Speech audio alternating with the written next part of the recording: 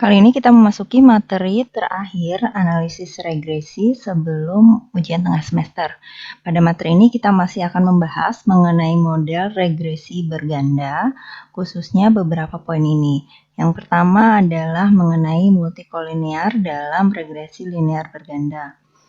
Lalu kita juga akan mempelajari mengenai model regresi linear berganda dengan kovariat kategorik atau yang biasa disebut sebagai regresi dummy atau regresi dengan peubah boneka. Yang ketiga ada uji hipotesis subset parameter regresi dan yang terakhir ada uji hipotesis kesamaan koefisien regresi. Oke, bahasan yang pertama adalah mengenai multikolinearitas. Masalah multikolinearitas ini terjadi pada regresi berganda jika peubah-peubah X-nya itu saling berkorelasi. Hal ini akan mempengaruhi ragam dari dugaan koefisien regresi. Peubah X yang dianggap penting kemungkinan akan tidak signifikan atau pendugaan dari koefisien regresi yang terjadi ini tidak benar. Misalnya koefisien memiliki tanda negatif, padahal dalam hubungan X dan Y sebenarnya harusnya tandanya itu positif. Nah, bagaimana cara mendeteksi multikolinearitas? Yang pertama kita bisa memeriksa korelasi antar peubah penjelas X. Ya, atau kita juga bisa menggunakan nilai VIF atau Variance Inflation Factor. Nah, ini adalah rumus dari VIF-nya ya. Jadi di sini RJ kuadrat adalah R kuadrat dari regresi di mana XJ-nya merupakan peubah respon dan peubah X lainnya yang menjadi prediktor. Oke, jadi teman-teman kalau misalkan kita punya X1, X2, X3 ya.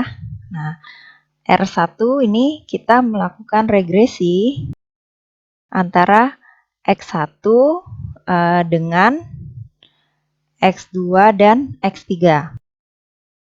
Nah, nanti dari hasil regresi ini kita peroleh R kuadrat 1. Jika VIF-nya lebih besar dari 10, biasanya ada masalah multikolinearitas. Jadi kalau nilai VIF ini misalkan 10 saja ya, artinya ini kan 1 per 0,1 ya, berarti RJ-nya ini sekitar 0,9 ya. Kalau 0,9 berarti hubungan antara X2, X3 ini ke X1 itu sangat erat gitu ya hubungan linearnya. Berarti 90% keragaman dari X1 dapat dijelaskan oleh X2 dan X3. Ini menandakan ada korelasi yang tinggi antara kedua peubah ini dengan X1.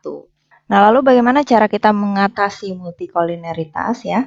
Yang pertama, jika kita ingin memilih variabel X, di mana hanya X yang signifikan saja yang akan memasuki model, kita bisa menggunakan prosedur penyeleksian peubah. Di sini ada prosedurnya seperti forward, backward, atau stepwise. Lalu, jika kita ingin mempertahankan konfigurasi variabel X yang akan memasuki model, kita bisa menggunakan metode pendugaan di luar metode kuadrat terkecil ya. Seperti di sini ada ridge regression, principal component regression, dan partial least square. Oke, jadi beberapa metode yang disebutkan di sini tidak akan saya jelaskan dulu di perkuliahan ini ya. Ini hanya sebagai pengetahuan tambahan untuk kalian bahwa kalau terjadi multikolinearitas ini bisa diatasi dengan metode-metode ini. Nanti jika kalian suatu hari memerlukannya untuk keperluan penelitian, mungkin silahkan kalian bisa cari sendiri referensi yang merujuk kepada teknik-teknik prosedur tersebut. Oke, berikut kita lihat ilustrasi ya. Ini ada contoh data kesetaraan pendidikan di Amerika. Data ini dikumpulkan dari 70 sekolah yang dipilih secara acak ya. Ini adalah peubah-peubah yang diamati, ada prestasi siswa, lingkungan keluarga, teman sebaya, sama lingkungan sekolah. Nah, ingin diketahui peubah-peubah apa yang paling berpengaruh terhadap prestasi siswa. Ini adalah datanya ya. Ini masing-masing baris menunjukkan data dari satu sekolah ya. Tadi kan dikumpulkan dari 70 sekolah. Oke, ini adalah hasil regresinya. Oke, kalau kita lihat di sini, hasil uji T-nya itu tidak ada yang signifikan ya. Jadi untuk setiap peubah penjelas, p-value-nya itu lebih dari alfa. mau kita pakai misalkan alfa 0,01 atau misalkan 0,05, ini tetap lebih besar ya. Jadi secara parsial ini tidak ada perubahan penjelas yang nyata berpengaruh terhadap respon. Tapi kalau lihat di uji F-nya atau uji simultannya itu F hitungnya itu 5,72, di mana dia lebih besar dari F tabel. Jadi artinya 3 perubahan penjelas ini secara bersama-sama berpengaruh nyata terhadap respon. Tentunya hal ini akan menjadi suatu yang ambigu atau membingungkan untuk kita menarik kesimpulan kan? Karena secara bersama-sama dia berpengaruh, tapi begitu dilihat secara parsial, masing-masing ternyata tidak ada yang berpengaruh. Nah, kalau terjadi kondisi seperti ini, kemungkinan ada multikolineritas antara peubah-peubah prediktornya. Oke, jadi kalau kita lihat dulu dari plot korelasinya ya, di sini ada hubungan yang sangat kuat antara peubah-peubah penjelas, baik itu antara fem dengan peer atau fem dengan school, atau juga antara peer dengan school ya. Jadi kalau peubah yang satu naik, peubah yang lainnya juga ikut naik. Nah, kemungkinan juga ini terjadi karena kurangnya data, karena di sini kita lihat tebaran fem dan school ini tidak ada data di mana femnya besar tapi schoolnya kecil ya, dan juga nggak ada data di mana schoolnya besar itu femnya kecil. Berarti kalau kita ketemu kasus seperti ini, kemungkinan ada multikolineritas ya, jadi bisa kita pilih tadi solusinya.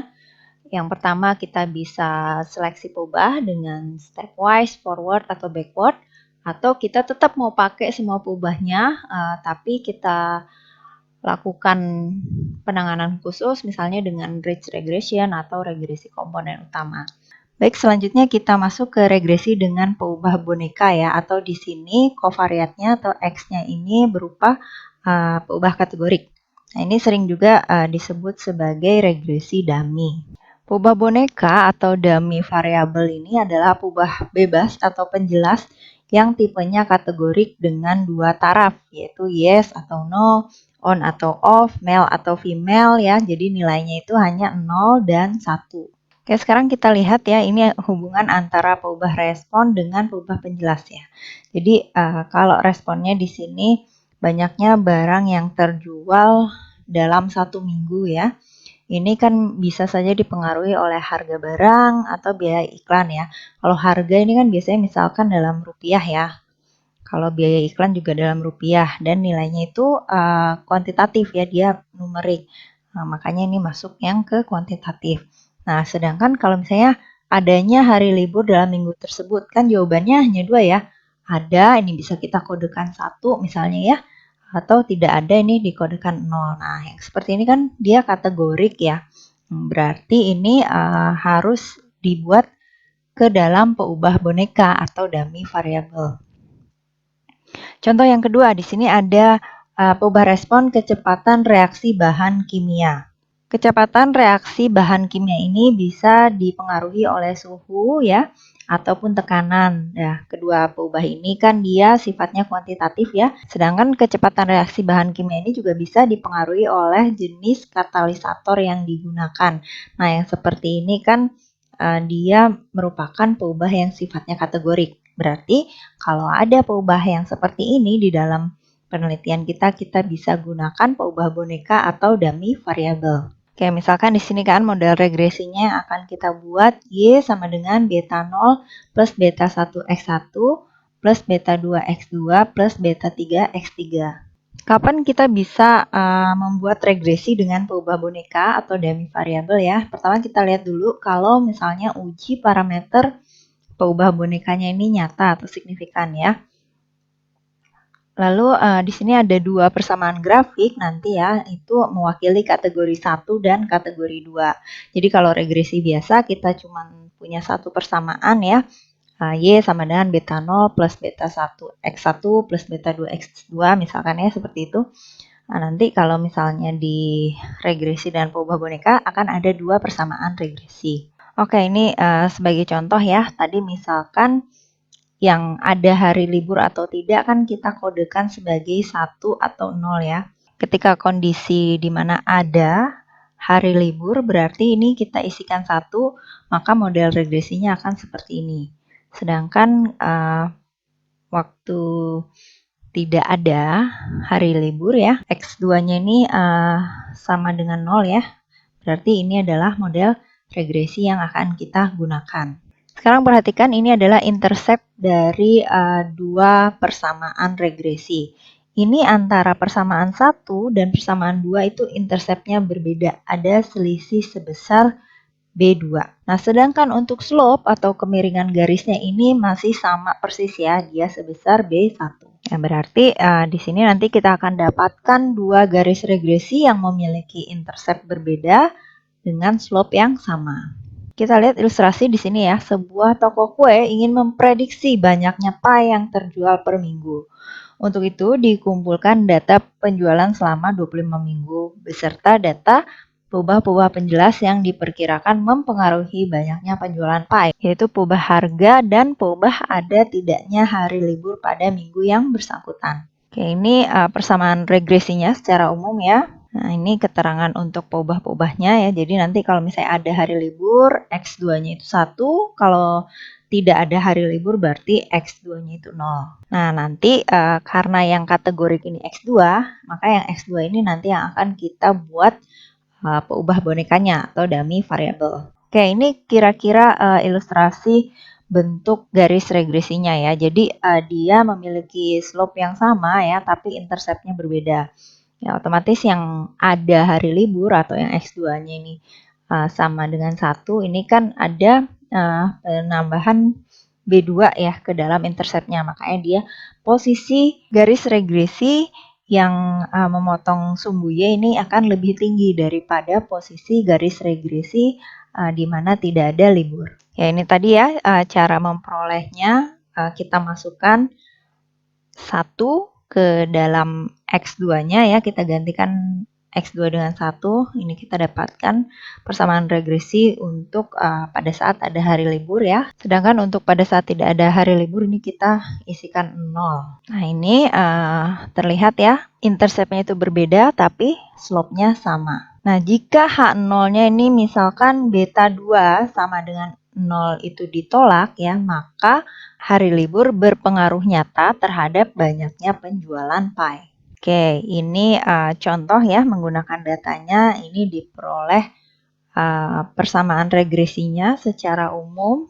Dan ini keterangan untuk model regresinya ya. Jadi kalau 1 kalau ada hari libur, 0 kalau tidak ada hari libur ya. B2 diperoleh sebesar 15, berarti rata-rata banyaknya pie yang terjual 15 unit lebih banyak dalam minggu yang ada hari liburnya dibandingkan dalam minggu yang tidak ada hari liburnya. Berikut kita lihat ya ilustrasi data survei gaji. Ini kita coba melakukan regresi linear berganda dengan peubah boneka atau peubah dummy. Oke, di sini ada S, ini adalah gaji, X adalah pengalaman, E ini pendidikannya ya.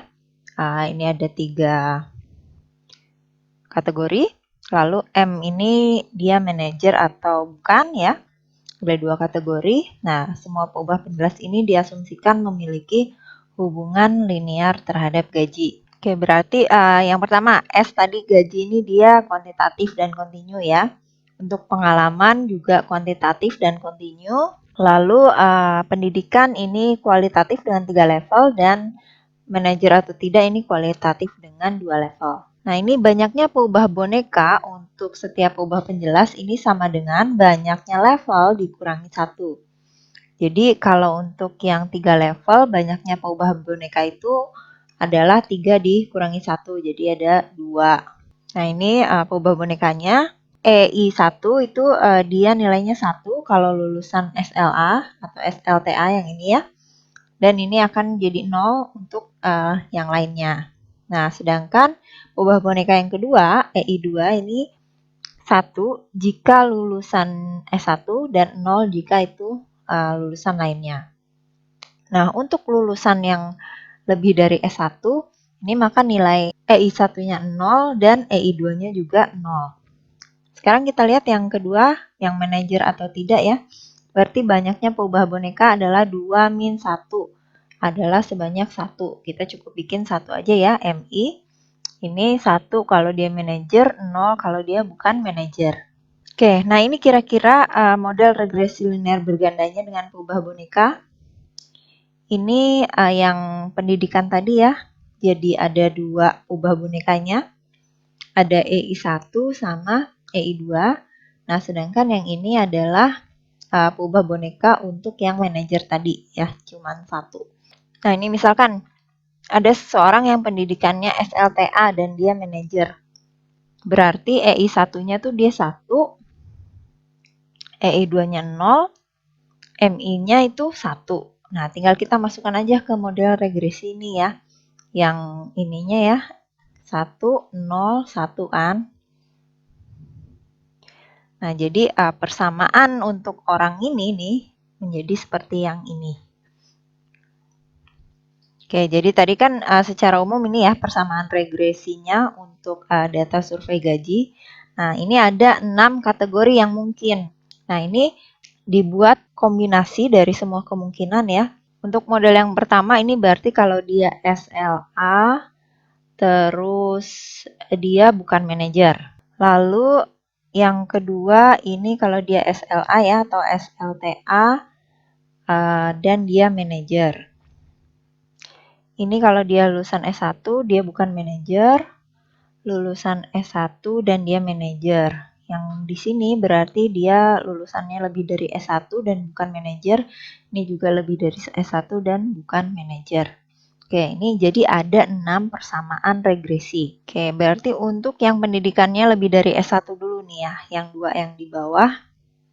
Yang ini berarti yang berwarna biru ya. Yang kategori yang 6 ini berarti yang berwarna merah. Ini yang kalau dia bukan manajer, yang ini kalau dia manajer ya. Oke, ini hasil tabel dugaan parameter dan hasil uji T-nya untuk model regresi dummy tadi ya. Oke, ini diperoleh ini beta 0-nya, beta 1-nya dugaannya ya. Ini adalah gamma 1 dugaan. Yang ini adalah gamma 2 dugaan ya. Ini delta 1 dugaannya. Oke, sudah kita dapatkan persamaan regresinya ya. Nah, kita balik lagi ke tabel yang tadi kan kita sudah buat persamaan regresi yang lebih sederhana ya untuk ke 6 kategori yang ada. Tinggal kita masukkan saja tadi yang ini seperti ini kan beta 0 ditambah gamma 1 ditambah beta 1x, berarti beta 0-nya yang ini kan, tambah gamma 1 yang ini ya. Nah, karena dia negatif, makanya jadi ini dikurangi. Nah, selanjutnya ini adalah beta 1-nya. Dan seterusnya, kalian lakukan hal yang sama sampai ke 6 kategori ini. Sekarang kita lihat kalau dibuat dalam bentuk grafik ya. Jadi ini kan untuk yang pendidikan lebih dari S1 tadi ya, kategorinya 5 dan 6. Nah, ini berarti di sekitar 17.915, yang di sini sekitar 11.031 ya. Oke, lanjut. Yang ini adalah yang pendidikan SLTA ya, kategori 1 dan 2. Nah, jadi untuk 5, 6, 1, 2, 3, 4 juga kemiringan dari garisnya itu sama gitu ya. Jadi cuman posisi ininya aja yang berbeda, posisi perpotongan antara garis regresi dengan sumbu Y-nya. Nah, ini yang 3 dan 4 ya, berarti yang pendidikannya itu S1. Oke, kita lihat cara interpretasinya. Untuk yang pendidikan lebih dari S1, delta 1 duga ini tadi 6883,53, artinya dugaan kenaikan rataan gaji pegawai dari bukan manajer menjadi manajer untuk semua jenjang pendidikan pada sembarang nilai pengalaman. Ini sebesar ini gitu ya. Untuk beta 0 yang sebesar 11.031,8 ini artinya menjelaskan dugaan rataan gaji pegawai yang berpendidikan lebih dari S1, tidak berpengalaman, dan dia bukan manajer. Nah, sedangkan besaran ini ya, beta 0 duga ditambah dengan delta 1 duga, ini adalah dugaan rataan gaji manajer yang berpendidikan lebih dari S1 dan dia tidak berpengalaman. Oke, sekarang kita lihat yang kategori 1 dan 2 ya. 8.035,59 ini adalah dugaan rataan gaji pegawai yang berpendidikan S1, tidak berpengalaman dan bukan manajer. Dan 14.919,12 ini adalah dugaan rataan gaji manajer yang berpendidikan S1 dan juga dia tidak berpengalaman. Baik, materi untuk uji hipotesis subset regresi linear dan uji hipotesis kesamaan koefisien akan disajikan pada video selanjutnya. Jadi jangan lupa kalian tetap menyimak video lanjutan dari video ini. Terima kasih.